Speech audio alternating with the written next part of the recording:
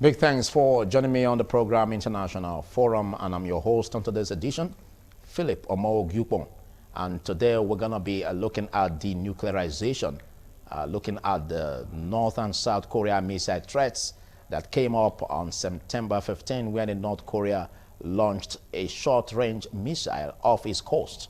And that again was triggered 2 days after where they also launched a long-range cruise missile that were capable of getting targets at South Korea and Japan.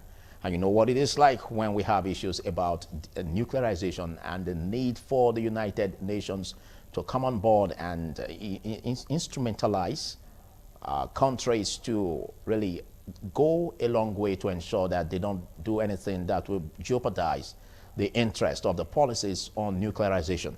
Discussing this with me, starting from my immediate left, I have a lecturer at University of Benin, and he is a political analyst from the Department of Political Science in University of Benin, and he is Neville Obakedo. Thanks for joining me, Neville. Good afternoon, viewers. Thank you, ITV, for having me this afternoon. And next, I have a public affairs commentator, a politician, articulate at that, and he is Honorable Fred Oigue. Thanks for joining me, Fred. Thank you for having me. Okay, and also as the show progresses, I will be joined by Henry Orobo Martins from the United States at Arkansas at Little Rock, where he will also be participating on show with me. But quickly, while the show progresses and we'll wait for Orobo Martins to join us from the USA, I quickly ask you this, Neville Obakedo. We're looking at issues about North and South Korea. Now, this happens that the first for South Korea to launch a missile, making it one of the 7 countries that now have this new technology. And this is coming as a result of provocations, you know, from the North Korea angle, where missiles were launched on September 15. Looking at the provocative issues coming up and the dangers that these missiles could do in the neighborhood of the North Korea. What do you make of this development? Well, what I make of the development is that the world that we live in is a very complex world, and it's a dynamic world. It is a world where some nation states have held sway in terms of the use of power, and they have also tried to look for allies around the world that downs to their whims and caprices. And so what is happening right now between North and South Korea is well rooted in history. Rooted in history in the sense that for many years now, that axis has been described as the axis of evil. It is an area where the most powerful countries of the world have tried to flex their muscles. And I will just summarize it from the period of the Second World War to date. Now, before the Second World War, Korea was one country, not as South Korea. They were just one country like that.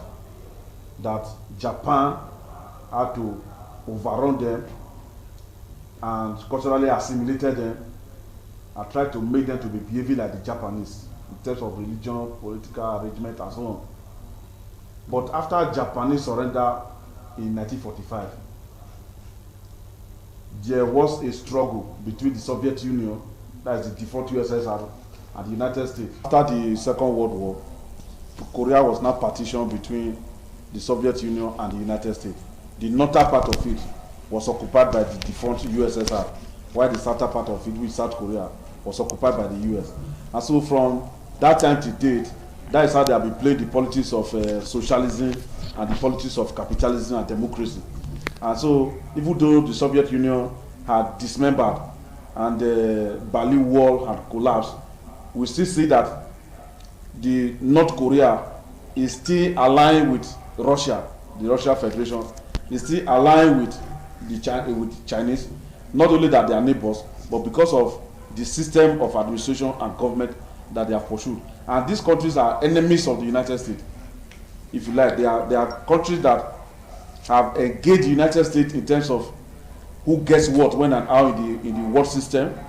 and the way and manner influence and power is wielded across the world.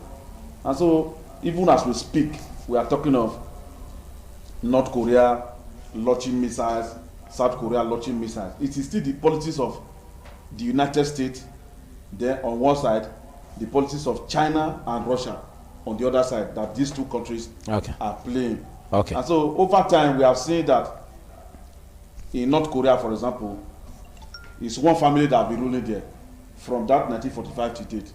We have seen President Kim, your son. We have seen President Kim Jong-il, and we now have President Kim Jong-un. Kim Jong-un, the same father, son, and grandson.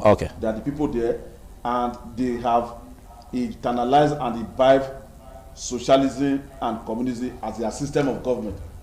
And this is what China is pursuing. And they are neighbors, they are friends, they are into alliances together.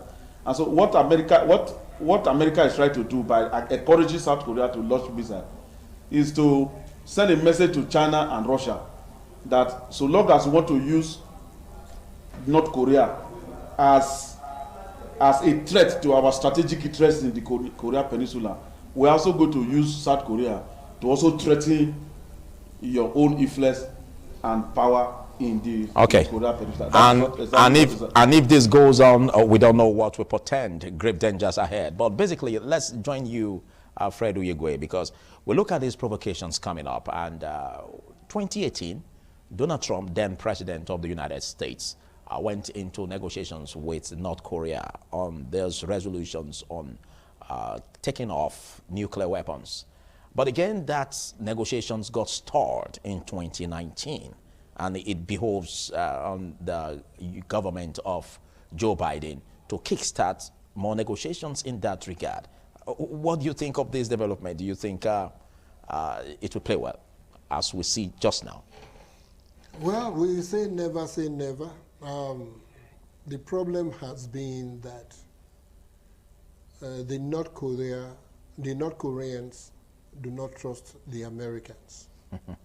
And they see their former neighbors, or their neighbors, the South Koreans, as the allies of the US, of the United States. And that they will not be able to achieve their own aims and objectives without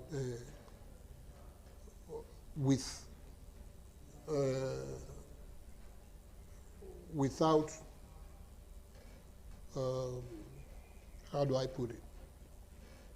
They will not be able to achieve their aims and objectives. Okay? Without that confrontation. Okay? Over the years, like the doctor had said, the North Koreans, or the Korean, the entire Korea Peninsula, was colonized by the Japanese, okay, and ruled over by the Japanese up until 1945, okay. So in 1945, with the defeat of Japan, of course, there was a struggle for the control of their colony, and the four powers at the time, four that represented the victors, the United States, the China, Soviet Union, back then, and I believe the UK. Okay, all struggled to take control of the Koreas, but the principal superpowers, the United States and the Soviet Union, that emerged from the Second World War, ended up having or wielding more influence on the two factions, or the two factions that now spawned out to be the countries that form the North and the South. What the developed nations, or let me say the nuclear nations, have come to realize is that a world, a nuclearized world, it sits on a keg of gunpowder that can be destroyed by an error of judgment at any time. And it will be a case of mutual destruction. Basically, that's it. Once it starts, nobody can tell where it will end before we begin to even think of what caused it. So the United States particularly, and I would say to an extent too, the Soviet Union, have spent so much in developing and in building up their nuclear arsenal that they have also come to realize that it was for a while an arms race that was telling much on their economies. And they came to realize that it was a futile race, okay, to continue to build up on nuclear arsenal, knowing that at some point, one may be tempted or forced to use it. Not having it, it's considered better than having it and having to use it in error. Okay. But if you say that, so, don't forget the fact that the provocations coming from the North Koreans really is making South Korea to have a backup just in case, so that they can retaliate. I'm coming over there. Okay. Okay. So what the nuclearized nations are now pursuing is a totally nuclear-free world, where everybody gives up its nuclear arsenal, its nuclear capability. But that is difficult because there are some who are still very much suspicious, who are still very much suspicious of old adversaries. Okay. Okay. The North Koreans remain to date. Okay. Remains to date the only fully or totally communist society. All right, I'll join you again after this break as we look at issues concerning denuclearization and South and North Korea missile threat. Stay tuned.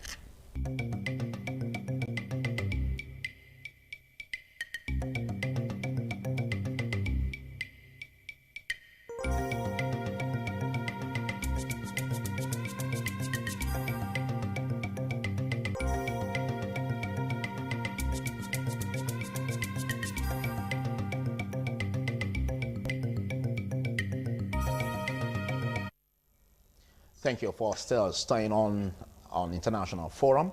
And while the discussion was on, I had Fred Oigue on the floor. But during that time, we had opportunity to also be joined by one of our guests who is going to be joining us via Zoom all the way from United States, Arkansas, Little Rock. Good afternoon to you, Honorable Martins. I know it's morning over there. Good morning. Yes, yeah, good morning. Okay. Okay, so thank you for joining me. Okay, hi, it's Little Rock and Arkansas. That's great. Weather is beautiful. Okay, all right. Thank you. Okay, so I'll be coming back to you. Just stay with me. Okay, so now you have the floor, Fred. So I was saying that of the countries that embraced communism, North Korea remains the only country that is still totally practicing communism. Okay. In the entire world. And North Korea still feels the need for association with old allies, you know, the strongest of them being the old Soviet Union, now Russia, with the dismemberment of Soviet Union, and China. Both of them are nuclearized. They do not trust the United States, and they do not trust South Korea, their neighbor down south. And so they believe that to protect themselves, they need to be nuclear capable. But they have tested so many nuclear missiles over the years that The other large economies there, which South Korea has now become one of, which is Japan and South Korea, feel threatened that if this continues, they do not know where to lead. There will be a day when they will be at the mercy. They will be at the mercies of North Korea. So Japan and South Korea have resolved, have been contemplating becoming themselves nuclear capable. Okay. And that is what we saw play out last week. Okay, thank you. Thank you, Fred Oigue. Well, let's get your viewpoint, Honorable Martins, Henry. Honorable Martins is a poet and is a writer, and he is based in the United States, a cancer literate. So we have this issue about the U.S. and the North Korea relations. Donald Trump went into negotiations with, yeah, can you hear me? Can you hear me, Martins, Honorable? We have this whole challenge where Donald Trump, then President of the United States, started the negotiations with the North Korea in 2018, but the negotiations got stalled in 2019. Do you follow?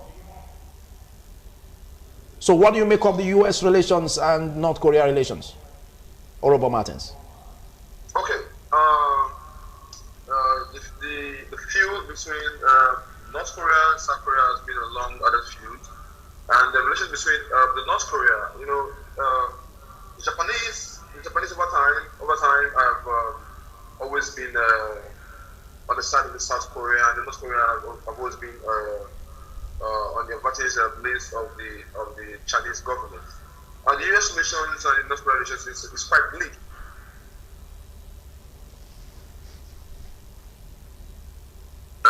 I could only see a bleak result between the South Korea and the U.S. government. So there's more to do to change the diplomatic approach that the U.S. is using to really assuage the situation on ground. So there's a lot that the U.S. has to do in terms of revamping and we're not seeing a very staunch diplomatic method or approach. Okay, but Martin Soroba, do you see the North Korea as the government as a ready government to go into negotiations with the U.S. government under Joe Biden?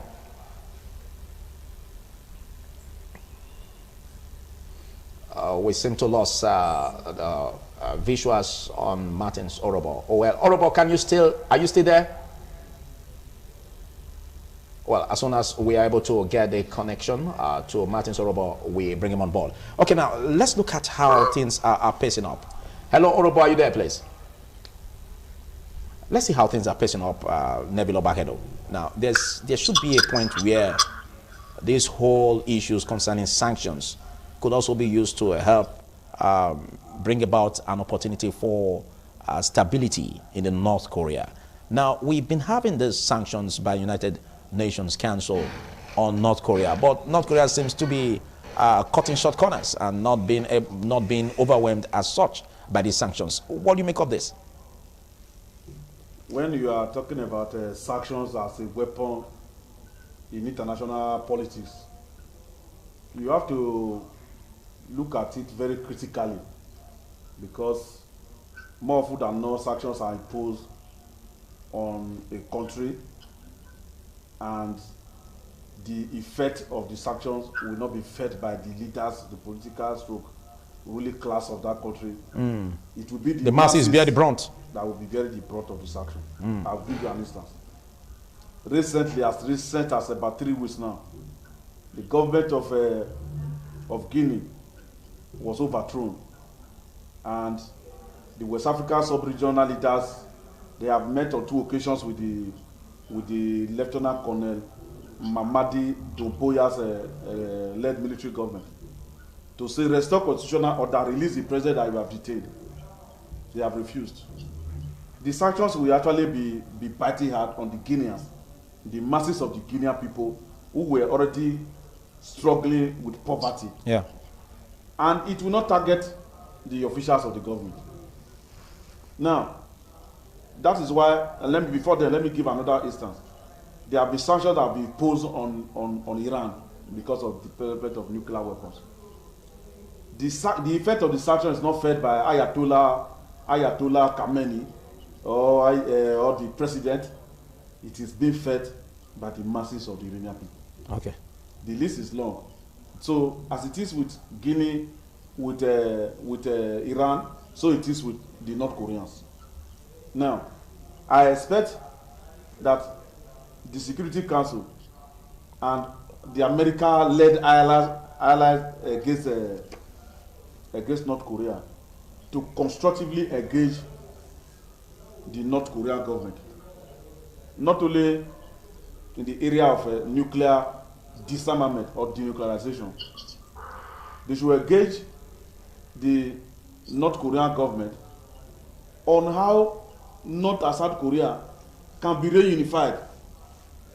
Because right from 1945 to date, there are certain families that have been separated. Okay. They are just like maybe 3 kilometers, 4 kilometers away from each other, but because there is a barricade between the two countries, they have not seen themselves since 1945. Okay. And so the international community, in quote, the US-led international community should consider sanction as a weapon. All right. So that the effect of the sanction should not be biting hard on the masses, but should be biting hard on the leader, so that they can amend their ways. Okay, I'm going to be posing that question to you, Fred Oigue. But before that, let's say if we can also get connectivity through to Martins Orobo at Arkansas, US. Hello, Martins. Okay, can you hear me? Okay, now let's look at the sanctions that are being posed against North Korea, and you look at it. But do you see sanctions as the way forward? Is it helping matters? As the old cliche would go, I would say it will clearly state that spare the rod and spoil the child. In this case, we are literally referring to North Korea as the child, being the US is power. But sanctions are basically meant out to correct some certain wrongs in domestic affairs. And then if US is making the sanctions, it's for a good result. I would support the move that the US is making to sanction North Korea in a bid to ensure denuclearization and all that. So the sanction is apt and it's appropriate, and I would second that the US going sanctions is a very laudable one. Okay, but outside sanctions, don't forget we spoke about where we got disconnected from the conversation with you. We were speaking about the negotiations that Donald Trump started in 2018, where it left off at 2019, where it got stalled. Now, what is the plan of the U.S. government in reviving these negotiations with North Korea? Okay, the U.S. says that President Joe Biden has been all since in office, trying to resolve the long feud between North Korea and the United States in terms of diplomatic affairs and how they report. The relationship between the U.S. and North Korea has been a bleak one. I would say again, and then the government of the U.S. is trying their best to overhaul this gap. So they're doing good with their messages and the arts they're carrying on. So, okay, if we are looking at this threat that's possibly in the neighbors of North Korea, we have Japan, we have South Korea, and the missile launches by North Korea. If not checked, what do you think it portends for the region? Okay, first of all, you cannot overlook when the child and those a grenade. the father would see the ashes as not a really one, and one that will tell the child that this you have no experience to really handle this, or the wherewithal or the maturity to handle such. Okay. North Korea's nuclear armament and amortization is clear clearly a threat to the neighbors, South Korea especially, and you know, if the US sanctions do really work effectively and it comes out fine, then this threat will be eliminated or at least curtailed to a great extent. Okay, thank you very much, Henry Martins Orobo, for taking our time to be part of this. Henry Martins Orobo is a citizen, a Nigerian citizen, based in Arkansas, Little Rock, United States. Okay, I'll pose the questions again to you, Fred Oigue. Looking at sanctions, is it the way forward? You see, what the policy of the United States has been over the years is the carrot and stick diplomatic system, where if they have something to offer to North Korea, then they do so. But if they have to sanction North Korea for bad behavior, they also propose sanctions and try to enforce them. Okay. But sanctions are difficult to enforce.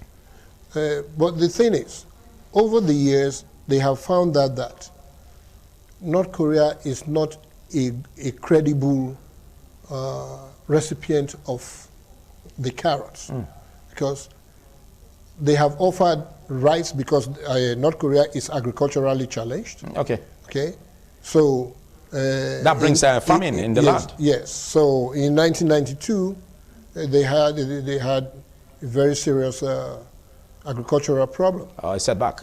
You know, so the United States had to give them tons, shiploads of rice to feed their population. As relief.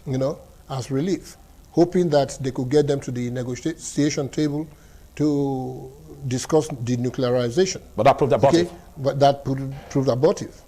And with the pandemic, they are thinking, okay, if we offer these guys free COVID-19 vaccines, we can get them to the denuclearization table. Oh, yeah. So they consider all of that, as well as the sanctions. Sanctions are already in place. But at the same time, they are trying to find out what to offer to them to make everybody come down to this table so that we can all talk about denuclearization. For Japan and for South Korea, they have over the years been at a disadvantaged position at the negotiating table, being that they had to rely on the United States power to instill fear on North Korea. But they are right there, neighbors to North Korea. If they were to be hit by nuclear weapons, it would take some time for the United States to respond. Granted, the United States has an aircraft carrier right in the seas of in the Pacific Ocean, right there close to the Korean Peninsula. The United States has a large army, 47,000 strong, in South Korea.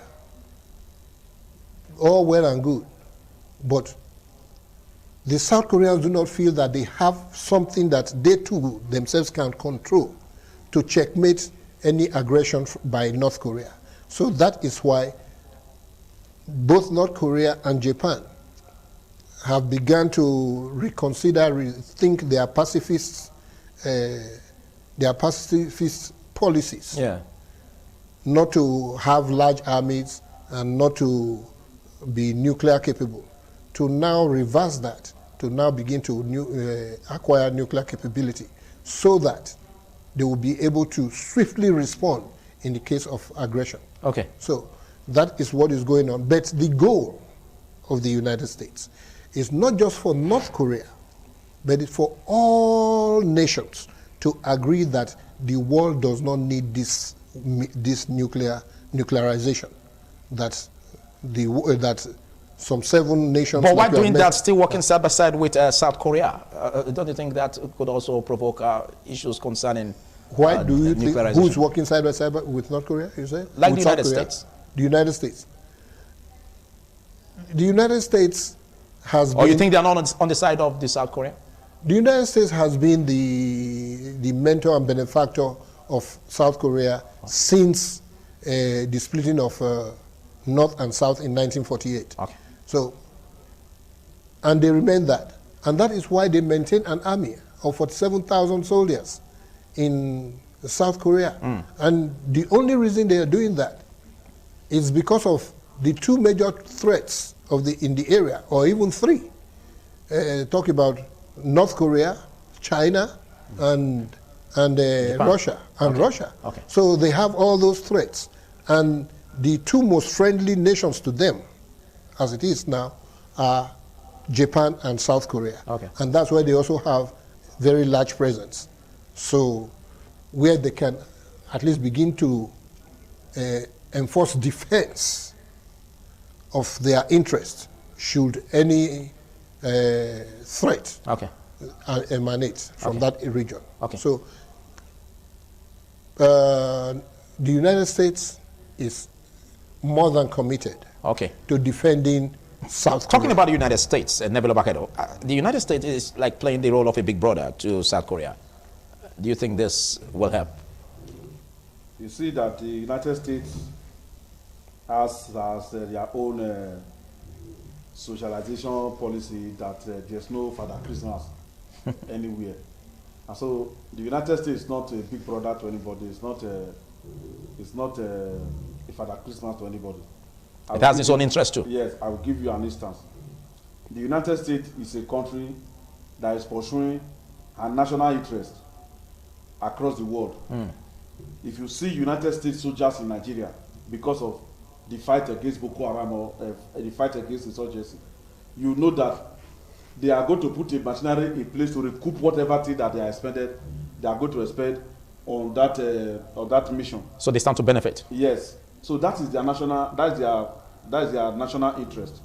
Now, when we look at this, when we look at the issue of nuclear armament, very critically, whether it is North Korea that's acquiring it, whether it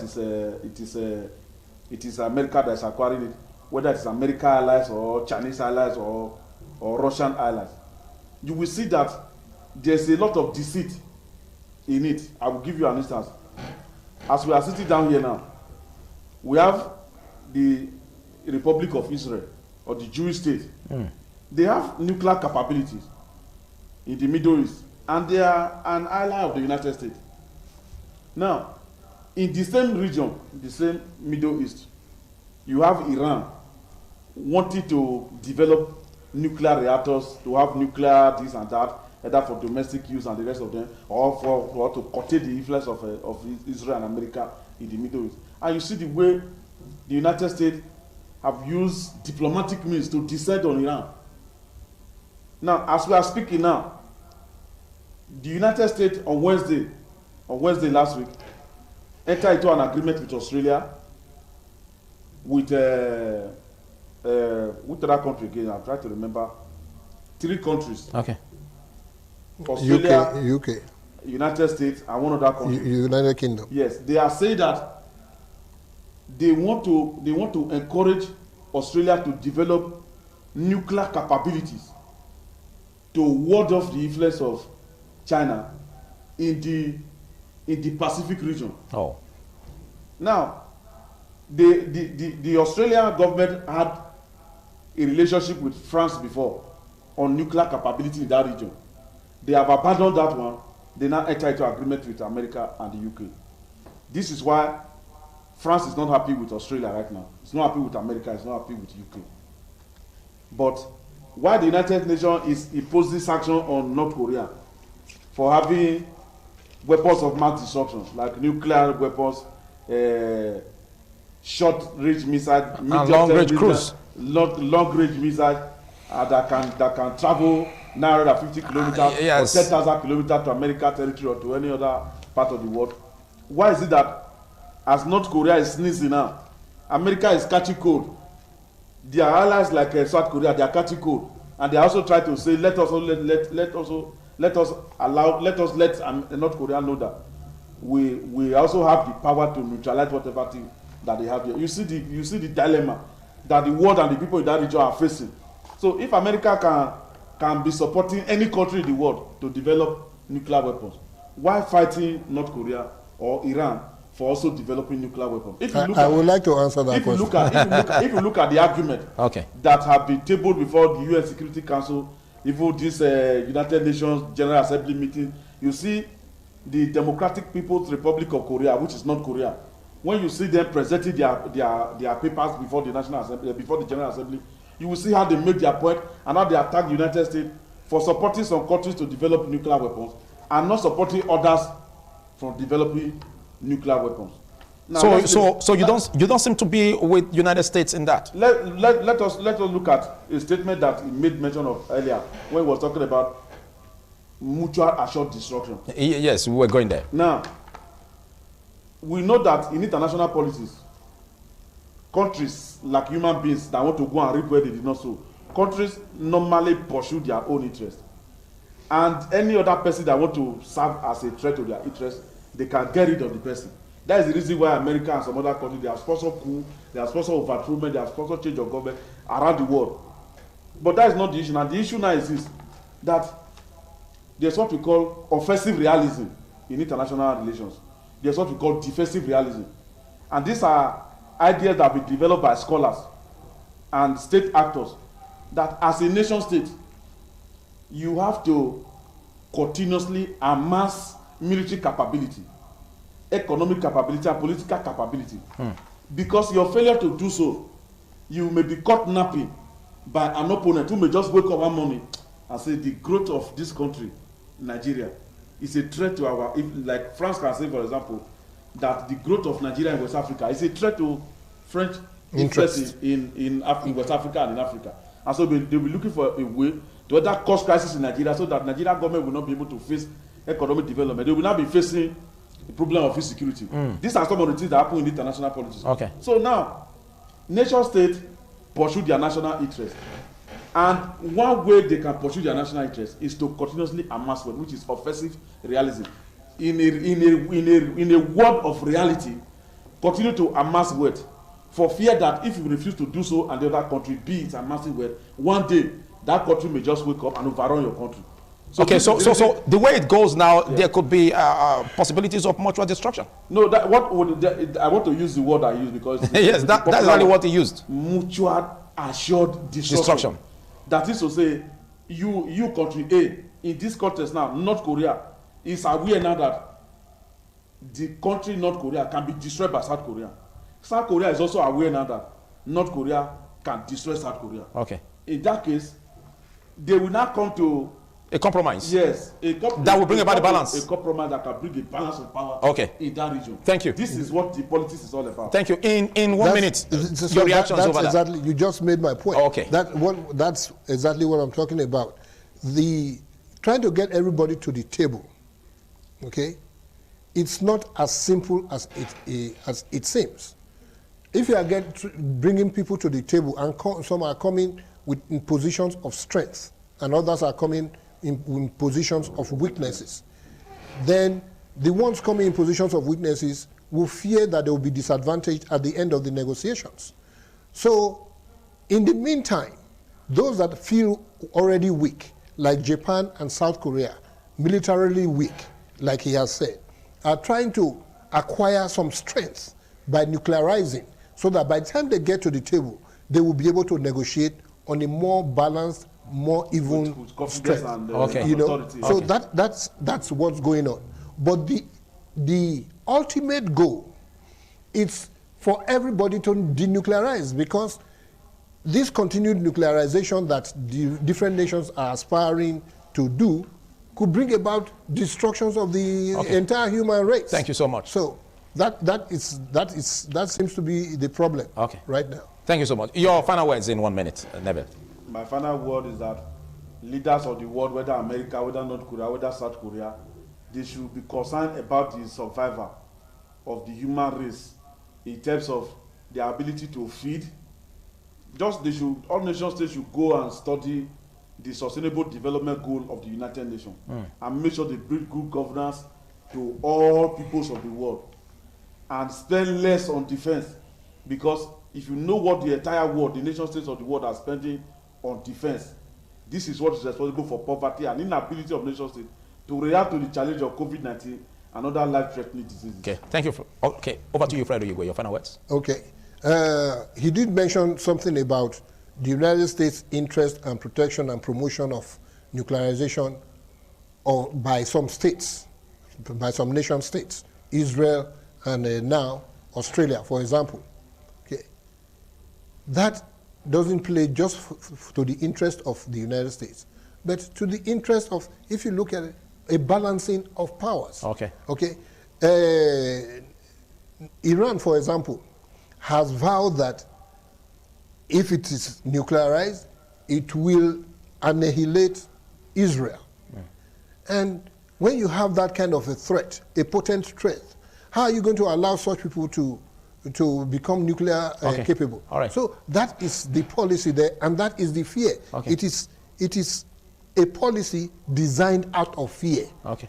So that is why their policy is like that. All right, thank you. Thank you very much. Thank you for your contributions, Fred Oigue, and big thanks, Neville Obagedo.